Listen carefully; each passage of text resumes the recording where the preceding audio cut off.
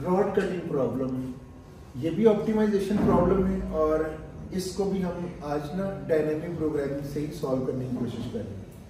Rod cutting problem ऐसे है कि एक कंपनी है जो कि एक रॉड सेल करना चाह रही है और उसकी डिमांड ये है कि डिफरेंट पीसेस, डिफरेंट कट्स, यानी अगर 10 इंच का एक रॉड है तो उसकी डिमांड मार्केट में ये है कि 1 inch cut, 2 inch cut, 3 inch cut, no cut, all possible cutting हो सकती है क्योंकि और वो सेल करते हैं मार्केट में। ये उन कट्स की प्राइसेस है। अगर 10 इंच रॉड ले, अगर उसका 1 इंच कट करके सेल किया जाए तो उसकी प्राइस है $1।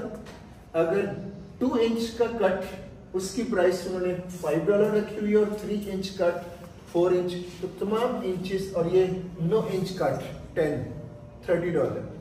इन कटिंग की अपनी अपनी प्राइसेस हैं, इतने डॉलर में हर इंच का अगर वो पीस में। अब प्रॉब्लम ये बनता है कि इस 10 इंच को किस तरह से इसकी कटिंग की जाए कि उनको रेवेन्यू मैक्सिमम मिले।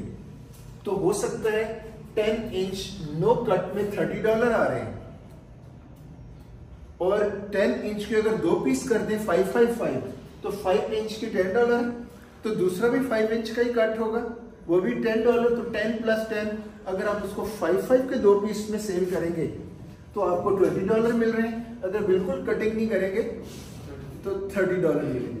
और पॉसिबल कटिंग भी देख सकते हैं कि और पॉसिबल कटिंग भी ऐसी है कि वो 30 से इंक्रीज करती हैं या नहीं।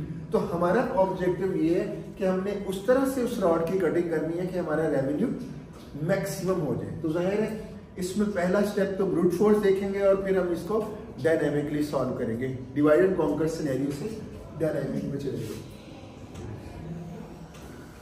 ये सपोज कर ले आपके पास n लेंथ रॉड है और ब्रूट फोर्स अगर देखा जाए तो ये ऑल पॉसिबल कटिंग है। ऑल पॉसिबल कटिंग इसके डिफरेंट वेज हैं। 2n-1 जाहिर एक्सपोनेंशियल है, हमारे टेस्ट ये तो नहीं होगा। हम जितने भी पॉसिबल वेज कटिंग के होंगे उनका अलग अलग रेवेन्यू निकाल के मैक्सिमम, क्योंकि ऑप्टिमाइजेशन प्रॉब्लम तो है ना कि डिफरेंट कटिंग के डिफरेंट रेवेन्यूज मिलेंगे उनको। तो देखिए n लेंथ रॉड ही उन्होंने सेल करने, किस कटिंग में करने जो रेवेन्यू उनको मैक्स दे। तो ब्रूट फोर्स से तो कटिंग के पॉसिबल वेज 2n-1। इसका मतलब है हम हाँ, ये जो इंक्रीजिंग ऑर्डर में है उसमें कुछ कट्स ऐसे भी हैं जो आप समझ रहे हो रिडंडेंट है। अगर उन रिडंडेंट कट्स को निकाल भी दें फिर भी इसकी कॉस्ट एक्सपोनेंशियल रहेगी। ये उसका फॉर्मूला है। अगर आप इंक्रीजिंग ऑर्डर में इसकी कटिंग करें, जो रिडंडेंट कट्स हैं, आप रिडंडेंट कट्स आपको नजर आ भी रहे होंगे। 2 इंच, ये तो अपने हिसाब से इंक्रीजिंग ऑर्डर में कट लगा रहे हैं ना। ये 2 इंच, 1-1 इंच के 2 पीस हैं और 2 इंच का 1 पीस है। आप देखिए ये भी उसी तरह है, 1-1 इंच के 2 पीस हैं और 2 इंच का 1 पीस है। तो इस तरह के रिडंडेंट्स अगर निकाल भी दिए जाए और जितने भी पॉसिबल कट्स रह जाएंगे उनकी कॉस्ट ये बढ़ेगी और ये भी एक्सपोनेंशियल की बढ़ेगी। तो हम डायनेमिक प्रोग्रामिंग में एंटर होते हैं और इस ऑप्टिमाइजेशन प्रॉब्लम को डायनेमिक प्रोग्रामिंग से सॉल्व करते हैं। ये 3 स्टेप्स आप ऑलरेडी मैट्रिक्स चेन प्रॉब्लम में देख चुके हैं कि सबसे पहले आपने रिकर्सिव प्रॉपर्टी स्टैब्लिश करनी होती है, फिर आपने ऑप्टिमल सॉल्यूशन की वैल्यू कंप्यूट करनी होती है और लास्ट पे ऑप्टिमल सॉल्यूशन कंस्ट्रक्ट करना होता है। पहला स्टेप आपने रिकर्सिव प्रॉपर्टी स्टैब्लिश करनी है। ये अगर रॉड n लेंथ का है तो आप इसके ऑल पॉसिबल कटिंग अगर देखा जाए, जो डायनेमिकली हम जो रिकर्सिव प्रॉपर्टी बनाने लगे हैं उसमें हम एक ये सिनेरियो लेंगे कि 1 इंच का कट और रिमेनिंग। एक तो ये पॉसिबिलिटी। दूसरा इंक्रीजिंग ऑर्डर में कट्स लगाते हैं, 2 इंच का कट और रिमेनिंग, और इसी तरह n-1 का कट और रिमेनिंग, और लास्ट पे क्योंकि एक k की वैल्यू जिस तरह हम चेन मैट्रिक्स प्रॉब्लम में नहीं k = 1 k = 2, ये वही है। k = 1 पे कट, k = 2 पे, k = n-1 पे, और एक इसमें नो कट की ऑप्शन भी आएगी कि अगर पूरा का पूरा रॉड भी आप सेल करना चाहें। ये भी तो एक ऑप्शन है ना, इसको भी स्किप नहीं किया जा सकता। और हमारा ऑब्जेक्टिव क्या होगा, क्योंकि ये ऑप्टिमाइजेशन प्रॉब्लम है, हमने इसमें से मैक्सिमम आंसर लेना, क्या इस कटिंग का मैक्सिमम आंसर आएगा या इस जो भी इनके आंसर्स आएंगे, रेवेन्यूज आएंगे, उनमें से जो मैक्स है वो हम लेंगे। और अभी आप देख रहे हो k इक्वल टू 1 पे ये रिमेनिंग है, हमने सिनेरियो तो बना लिया k equal to 1 remaining, k equal to 2 remaining, ये जो ऑल पॉसिबल फर्स्ट लेवल की कटिंग है, उसके बाद जो रिमेनिंग है वो भी उसी तरह इसी सिनेरियो से आएगा। इट मींस इसको फर्दर अगर करेंगे तो इसका एक कट, फिर के आगे इंक्रीज करके और इस तरह, तो जाहिर है ये प्रॉब्लम एक लेवल पे एक सिंगल प्रॉब्लम तो बनेगा ना, सॉल्व होगा और उसको रेवेन्यू आएगा। इसी तरह ये भी एक जो रिमेनिंग आगे सॉल्व हो जाएगा उसका भी एक आंसर आएगा। तो जितने पॉसिबल आंसर आएंगे उनमें से जो मैक्स है, मैक्स रेवेन्यू है, वो हमारा सोल्यूशन होगा कि इस तरह की कटिंग की जानी चाहिए। अब हमें रिकर्सिव प्रॉपर्टी एस्टेब्लिश करनी है, तो हम फॉर्मूला एक रेकरेंस रिलेशन बनाना चाहेंगे। तो रेकरेंस रिलेशन में ये 1 इंच कट है, आप समझ लें कि ये अनकट पार्ट है, इसको फर्दर नहीं कट करना। तो 1 इंच का कट और रिमेनिंग, इट मींस ये तो आपने डिसाइड कर लिया कि इसको आपने एज इट इज सेल करना है। और दूसरा क्या है, जो एज इट इज सेल करने है उसकी कॉस्ट C1 कॉस्ट हम किस तरह से ले रहे हैं, हमारे पास ऑलरेडी हर कटिंग की कॉस्ट अवेलेबल है, ये वो हर कटिंग की। तो हम 1 इंच कट का मतलब है, मैं अगर ये इसकी कॉस्ट को C1 कह दूं, इसको C2 कर दूं, जनरलाइज कर रहे हैं ना फॉर्मूले में, तो वेरिएबल इसके लिए ले लेते हैं, ये cost C1, C2, C3, C4। और इस वक्त मैंने जो 1 इंच की कट कहा है, तो 1 इंच कट की कॉस्ट C1 रख देते हैं, और रिमेनिंग जो आपकी बनेगी ये वाला, उसको हमने ऑप्टिमली सॉल्व करना है। वो हमारा, अगर इसको मैं Rn कह देता हूं, यानी ये रॉड है ना, n लेंथ रॉड, इसको मैं Rn कह देता हूं, तो ये n-1 लेंथ रॉड है, इसको मैं Rn-1 से डेजिग्नेट कर सकता हूं। क्यों? मैंने रेकरेंस रिलेशन बनानी है ताकि मैं उसको डायनामिकली पहले डिवाइड एंड कॉन्कर, फिर अगर सब प्रॉब्लम ओवरलैपिंग आती है तो मैं उसको डायनामिकली सॉल्व कर सकता हूं। तो ये आपका बन जाएगा R-1 मीन्स जैसे Rn को सॉल्व कर रहे हो, Rn- भी सब प्रॉब्लम ही है, उसको फर्दर सॉल्व करोगे, तो इसको हम सब प्रॉब्लम को ऑप्टिमली सॉल्व करके सेव करें। नेक्स्ट अगर देखें, और इसको अगर जनरलाइज में जस्ट इसको मैं अगर नोटेशन में लिखना चाहूं, तो ये तो कॉस्ट है एज इट इज जो हमें सेल करके मिल जाएगी C1 प्लस ये रिमेनिंग सब प्रॉब्लम को आपने लिख दिया, तो ये C1 प्लस Rn-1 हम इसको लिख सकते हैं कि इसकी कॉस्ट है। इस सब प्रॉब्लम में फर्दर कटिंग की जो अपनी कॉस्ट आएंगी वो अपनी सॉल्व होके निकल आएगी, क्योंकि ये सब प्रॉब्लम है। तो नेक्स्ट जो हमारे पास कटिंग है 2 इंच की, इसको आप ये समझें ये अनकट पार्ट है और ये 2 इंच एज इट इज हमने सेल करना है। तो एज इट इज सेल करने उसकी कॉस्ट हम कह देते हैं C2, मीन्स अगर एज इट इज सेल करें उस कटके में $2 मिलेंगे, और रिमेनिंग जो सब प्रॉब्लम है वो उसको हम नोटेशन में डिस्क्राइब कर सकते हैं। ये इसको ऑप्टिमली सॉल्व करेंगे, और 2 इंच की कटिंग के बाद, यानी अगर k इक्वल टू 2 है तो 2 इंच की कट की कॉस्ट C2 है, तो रिमेनिंग सब प्रॉब्लम क्या होगा, वो 2 इंच माइनस कर दें Rn-2। इसी तरह इसको हम ऑप्टिमली सॉल्व कर लेंगे। इसको हम अगर नोटेशन वाइज करें तो ये कॉस्ट C2 प्लस, यानी C2 कॉस्ट हमें डायरेक्ट मिल रही है, और इसको हम सॉल्व करेंगे, और सॉल्व करके जो भी उसमें से कॉस्ट निकलेगी। नेक्स्ट सिमिलरली आप कह सकते हो ये जो अनकट पार्ट है ना C1 C2, ये Rn-1 अनकट पार्ट है, और ये रिमेनिंग R1 रह जाएगा, और जाहिर है ये आगे बेस केसेस तक चला जाएगा। और लास्ट प्रॉब्लम क्या होगा, पूरा का पूरा जो रॉड है इसकी कॉस्ट C है और रिमेनिंग R0, मतलब कोई भी आपका सब प्रॉब्लम रहेगा, जिसको हम जाहिर है R0 लिख सकें। और हमने इसका क्या निकालना है, मैक्सिमम।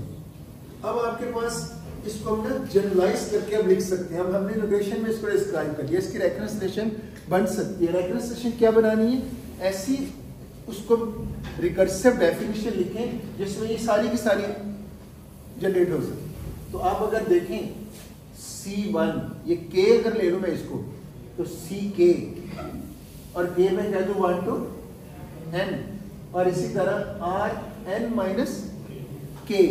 तो इसको इस तरह से डिस्क्राइब किया जा सकता है। ये रिकर्सिव डेफिनेशंस की क्या बनेगी? Rn आपका मेन प्रॉब्लम है, Rn वही Rn लेंथ का रॉड, और उसको आपने इस तरह से डिकम्पोज किया हुआ है।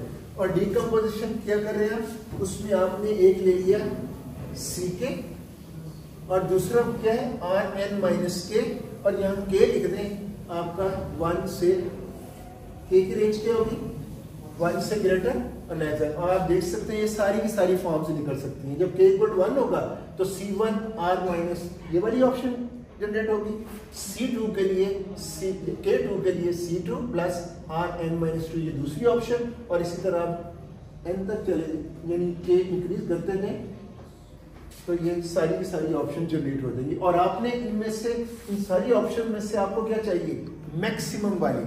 तो इसका मतलब है इस प्रॉब्लम के बाहर, क्योंकि ये ऑप्शंस के ऑप्शंस होगी, आपको उनमें से मैक्स चाहिए।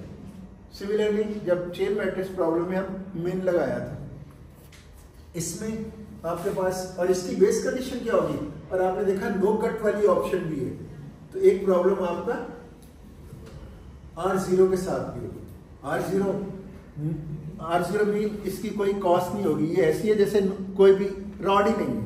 तो जाहिर है कि आप डिकम्पोजिशन इस तरह से कर रहे हैं कि एक कम आपकी rod and length rod no cut के साथ भी आने, तो जो आप डिकम्पोजिशन करें तो सब प्रॉब्लम डेफिनेटली R0 आएगा। तो उसमें आप कह सकते हैं कि R0 का रेवेन्यू क्या होगा, 0।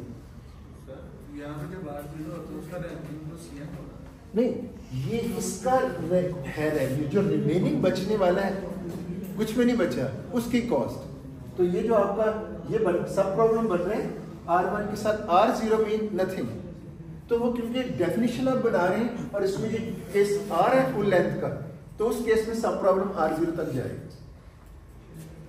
तो ये आपके पास रेकरेंस सोल्यूशन बन गई जो इस प्रॉब्लम को सॉल्व करेगी। अब इसमें एक क्वेश्चन हो सकता था, अभी हम देखें कितने सब प्रॉब्लम है इस प्रॉब्लम के अंदर। आप सब प्रॉब्लम, एक ओरिजिनल प्रॉब्लम है, उसके 2 सब प्रॉब्लम है, एक है, इस सेंस में मैं बात कर रहा हूं, एक है क्योंकि एक अनकट पार्ट है और सब प्रॉब्लम आपका एक ही जगह। तो चेन मैट्रिक्स में हमने 2 सब प्रॉब्लम में डिवाइड किया था, इसको भी 2 सब प्रॉब्लम में डिवाइड किया जा सकता था। यानी हम कह सकते थे कि k इक्वल टू, जैसे उसमें हमने k इक्वल टू 1 कहा था और कहा था एक लेफ्ट चेन और एक राइट चेन, 2 चेन्स बनाई थी। इसको भी हम कह सकते हैं जब हम k इक्वल टू 1 है कि उसको सब प्रॉब्लम कहें, राइट सब प्रॉब्लम और लेफ्ट सब प्रॉब्लम, दोनों तरीके से ही हो सकता है। लेकिन इस तरह से करना ज्यादा इकोनॉमिकल है। क्यों? ये जब इसका ट्री बनता है उसको हम डैक कहते हैं, डायरेक्ट एसाइक्लिक ग्राफ। तो वो उसमें जितने नंबर ऑफ एजेस ज्यादा होंगे वो अनसूटेबल होगा हमारे लिए। ज्यादा स्कीम इसके अंदर ये सूटेबल है 2 कट में भी। इसका मतलब है जब आप मेन प्रॉब्लम को सब प्रॉब्लम में डिवाइड कर रहे होते हो तो फर्दर ये भी देखना है कि क्या एक सब प्रॉब्लम अगर एक से भी सॉल्व हो सकता है, 2 सब प्रॉब्लम से भी सॉल्व हो सकता है, तो आपने देखना है कि आपके लिए सूटेबल कौन सा है। तो इन दोनों में 2 सब प्रॉब्लम भी किया जा सकता था, लेकिन सिंगल प्रॉब्लम के साथ भी हो जाता है और ये ज्यादा सूटेबल है। नहीं, दोनों ऑप्टिमली सॉल्व करेंगे। यानी आप कट तो लगा रहे हैं लेकिन उसको सब प्रॉब्लम रखेंगे। k इक्वल टू 1 पे तो आपको नजर नहीं आ रहा होगा, जब k3 पे कट लगाएंगे तो k3 पे 3 इंच का रॉड इधर होगा, रिमेनिंग इधर होगा, और वो 3 भी ऑप्टिमली सॉल्व होगा, तो वो सब प्रॉब्लम के तौर पे होगा। यानी अगर 10 इंच का रॉड है और आप कटिंग करते k इक्वल टू 1 2 3, अगर 5 पे 4 पे देखें k इक्वल टू 4, तो k इक्वल टू 4 में 4 इंच का सब प्रॉब्लम और 6 इंच का सब प्रॉब्लम, दोनों सब प्रॉब्लम रहेंगे।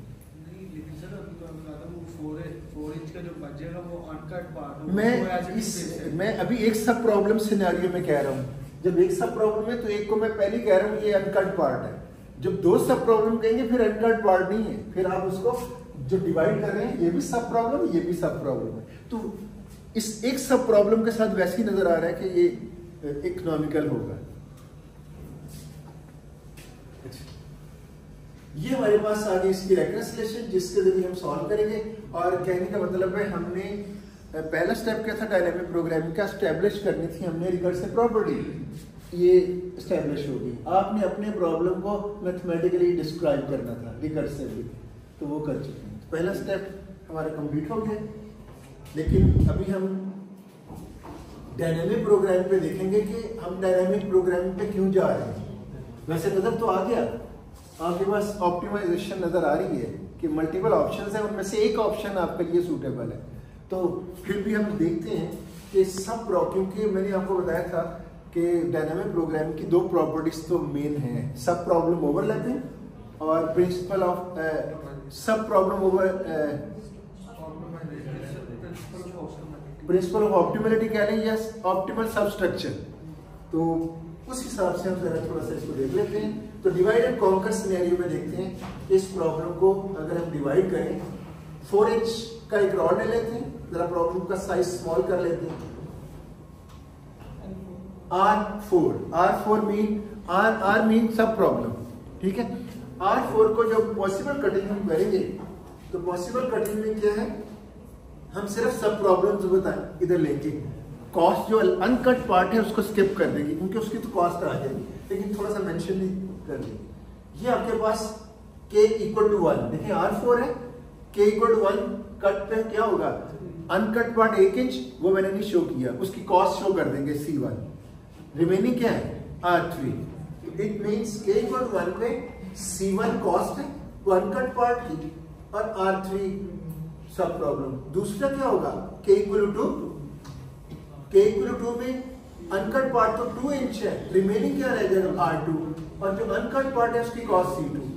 तो कॉस्ट वैसे दिखाने की जरूरत नहीं है, सिर्फ सब प्रॉब्लम को ही आपने लिखे हैं, मैं साथ साथ वो भी शो कर रहा हूँ ताकि जरा क्लैरिटी हो जाए। तो k = 3 और 1 इंच का रॉड और आपको नो कट भी आपका है और वो k = 4 भी चलेगा।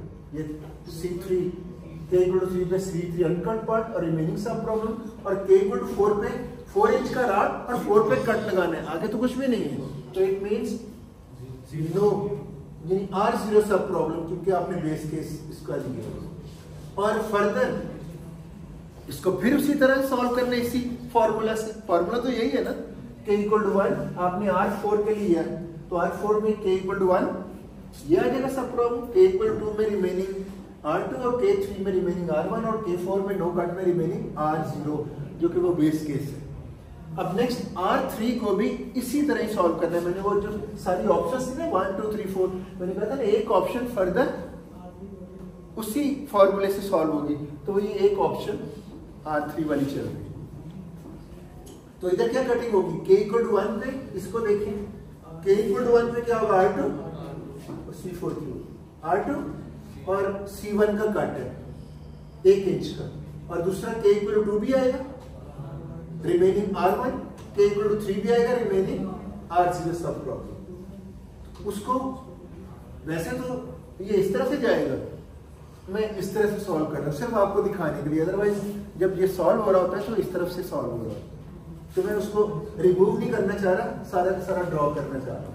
R2 देखिए k = 1, k = 2 और इसी तरह R1।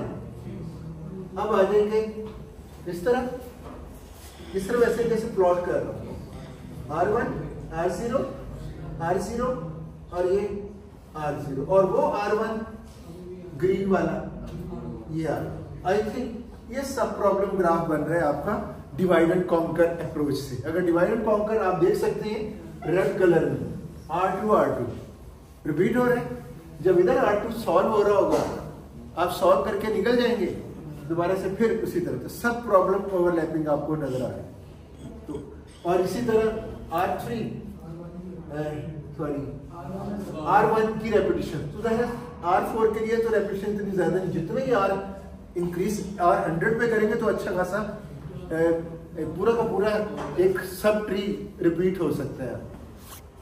इस सब प्रॉब्लम ओवरलैपिंग से हमें नजर आया कि इसकी कॉस्ट भी एक्सपोनेंशियल होगी और डायनेमिक का, और दूसरा हम इसको करेंगे बॉटम अप वे में सॉल्व। ये क्या है, टॉप डाउन, और आपको पता है टॉप डाउन से भी डायनेमिक प्रोग्रामिंग की जा सकती है। लेकिन फिलहाल हम यहाँ पे ये देख लें कि सब प्रॉब्लम ओवरलैपिंग के लिए हमने इसको ड्रॉ किया था, और अगर हम इसको ये इसका कोड है, अगर कोई इसको कोड करके सॉल्व करना चाहते हैं तो ये इसका मैंने कोड भी साथ लिख दिया अगर कोई ट्राई करना चाहेगा।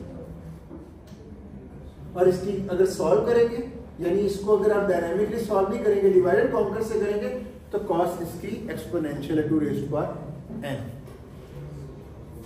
तो ब्रूट फोर्स से डिवाइड करके भी करेंगे तो कॉस्ट एक्सपोनेंशियल रहेगी। अब आ जाते हैं डायनामिक प्रोग्रामिंग में। 2 अप्रोचेस हैं, bottom up top down with memorisation. तो हम बॉटम अप देखते हैं। बॉटम अप इससे डिवाइड एंड कॉन्कर से ही आप वो सीक्वेंस डिटरमिन कर सकते हैं। और चेन मैट्रिक्स में हमने क्या किया था, हमने बेस केसेस को पहले लिया था, फिर उसके ऊपर एक लेवल, फिर और ऐसे करके बनाया था। इसमें आप देखें बेस केस कौन सा है, R0, और R0 के ऊपर वाला लेवल कौन सा है, R1, क्योंकि ये एक ही सब प्रॉब्लम है तो ट्री ऐसे स्ट्रेट वे ऊपर जाएगा और उनके केसेस ही बनेंगे अलग अलग। तो इस केस में आप देखें बेस केस को आप इधर ले लें बॉटम अप के साथ, ये वाला R0, और इसके ऊपर वाला सब प्रॉब्लम क्या होगा, R1, और R1 फॉर्मूला लगाएं तो वो कैसे होगा, K = 1 और R0। तो आपके पास इसका K जो स्विच है कि केस ये नेक्स्ट क्या आ जाएगा, ऊपर वाला R2, और R2 के कितने केस होंगे, K = 1 और K = 2, नो कट। उस केस में देखें अगर हम इसको ऑलरेडी टेबल में स्टोर करवा दें, मैंने कहा था ना dynamic programming table driven technique होती है, तो सेम वही जैसे हम 2D मैट्रिक्स चेन मैट्रिक्स में स्टोर करवाया था, इस प्रॉब्लम को अगर मैं स्टोर करवा दूं और इसको वो चाहिए तो ये ऑप्टिमल रिजल्ट होगा। जब इसका ऑप्टिमल रिजल्ट इधर स्टोर हो चुका होगा, इसको सॉल्व करूंगा तो नीचे से वो ऑप्टिमल रिजल्ट को यूज करेगा और ऑप्टिमल रिजल्ट को यूज करते हुए मैक्सिमम इसमें स्टोर करवा देगा।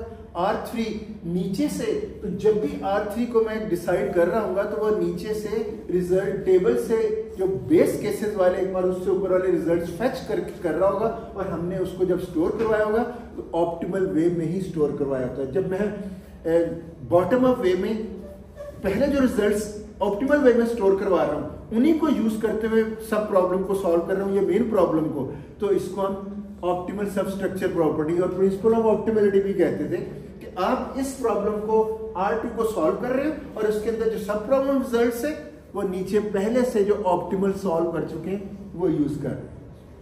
क्लियर हो गया? दोनों प्रॉपर्टीज आपको नजर आ गई, सब प्रॉब्लम ओवरलैपिंग भी नजर आई थी डिवाइड एंड कॉन्कर में, और बॉटम अप में हमें वो प्रॉपर्टी नजर आ रही है कि इसको प्रिंसिपल ऑफ ऑप्टिमलिटी के तहत सॉल्व किया जाए। तो R2 के लिए क्या होगा, K = 1 इधर से फेच करेंगे रिजल्ट R1 का, K = 2 के लिए R0 का, और इसी तरह R3 तो पॉसिबल कटिंग K = 1।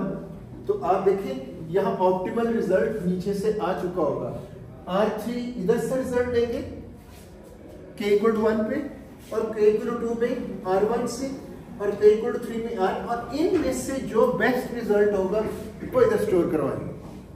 तो अब देखें जब K = 1, इसको मैं ऑप्टिमल रिजल्ट को फेच करके इसका K = 1 केस बना रहा हूं, फिर इसका K = 2 के लिए इसका ऑप्टिमल रिजल्ट फेच करके K = 2 को मैं चोर कर रहा हूं। इस तरह K3 केसेस हमारे पास आ जाएंगे।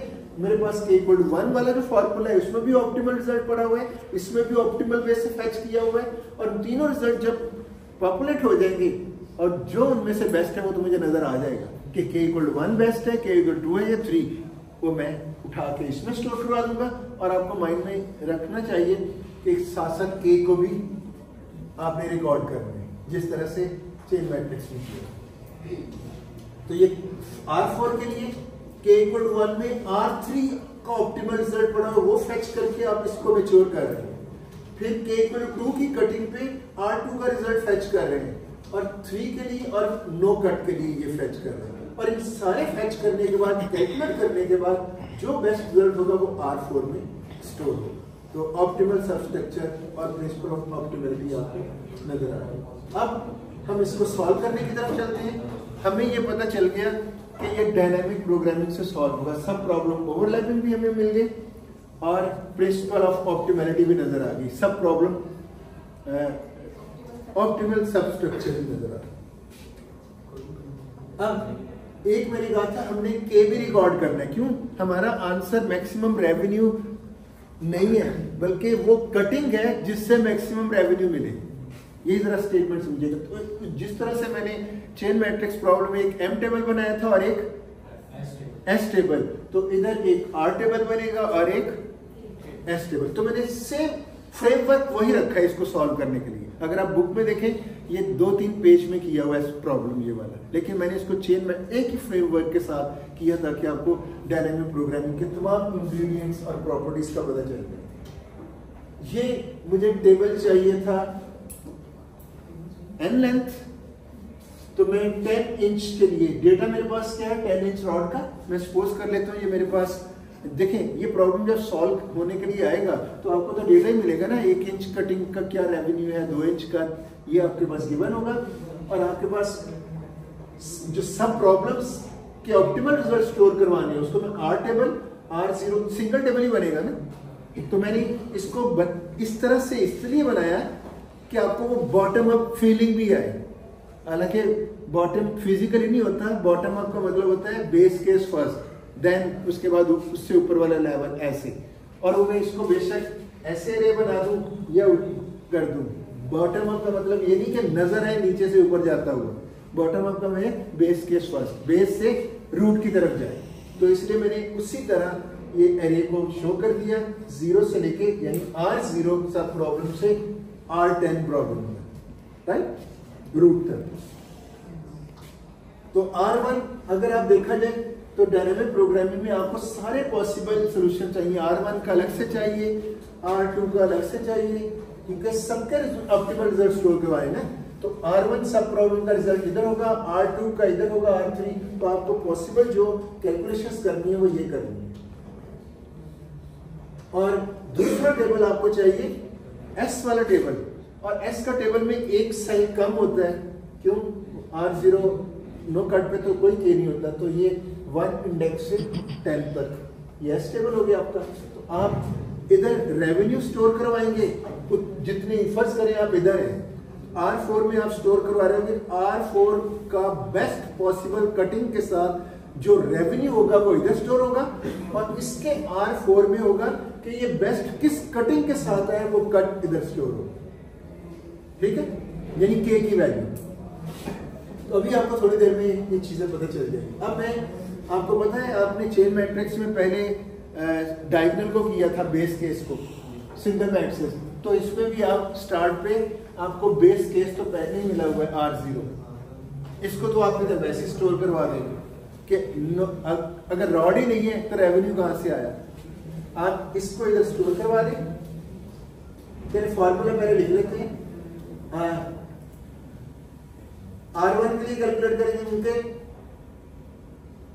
हाँ R1 के लिए कैलकुलेट करने के लिए वही फॉर्मूला, 1 इंच के less than equal to greater than equal to 1, mean एक ही है, तो ये क्या बनेगा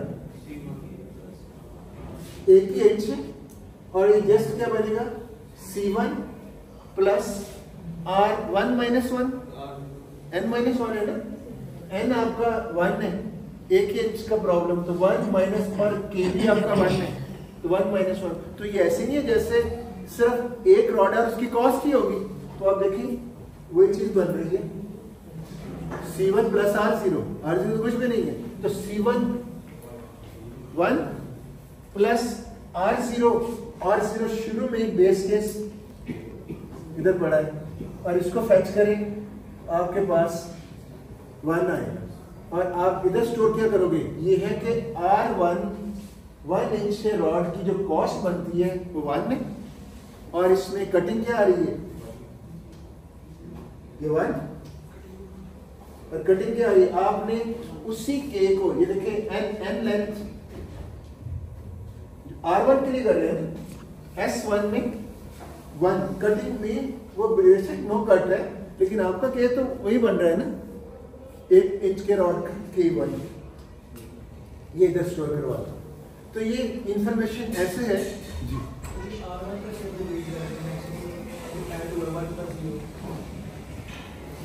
ये देखें इस वक्त मेन फॉर्मूला तो यही है।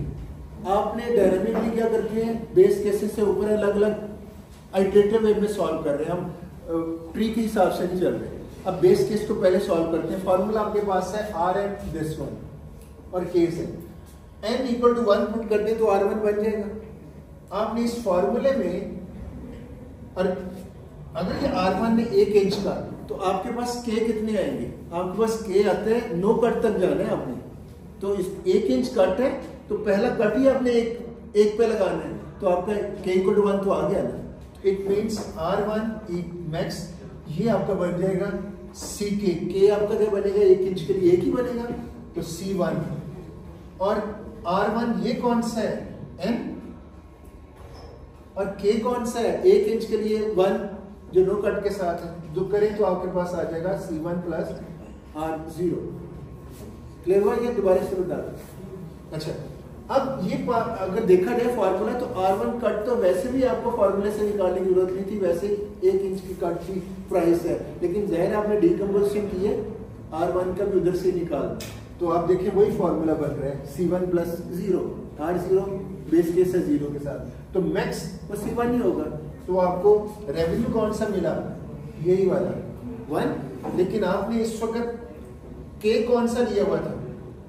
k आप k क्या लेते हो? देखें, greater than equal to 1, less than equal to 1, ये 1 है तो k इक्वल टू 1 ही बना है। तो s n ये k स्टोर करो,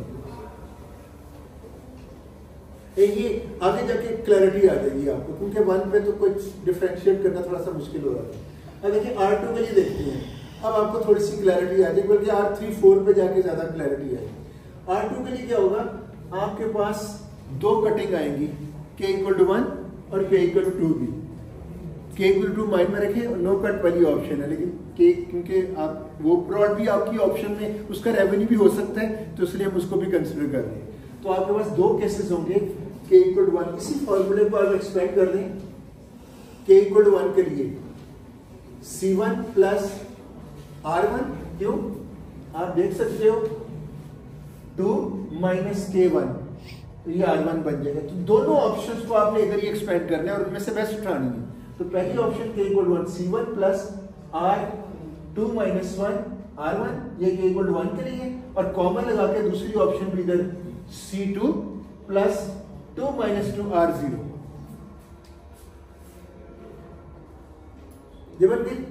और इनकी वैल्यूज हमें इसका पता है 1, R1 R2 सॉल्व करते हुए ऑलरेडी सॉल्व है और ऑप्टिमल है उस लेवल पे आंसर, वो फेच करेंगे इधर C2 ये कॉस्ट और प्लस R0 भी 0 के साथ पड़ा हुआ है, वो फेच करेंगे। फेच करने के बाद ये रिजल्ट आएगा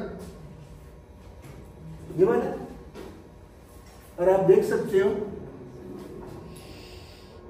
इनमें से, देखें मैंने k इक्वल टू 1 पे जब इस k इक्वल टू 1 को सॉल्व किया तो ऑप्टिमल आंसर उठाया और उठा के मेरे पास आंसर 2 आया।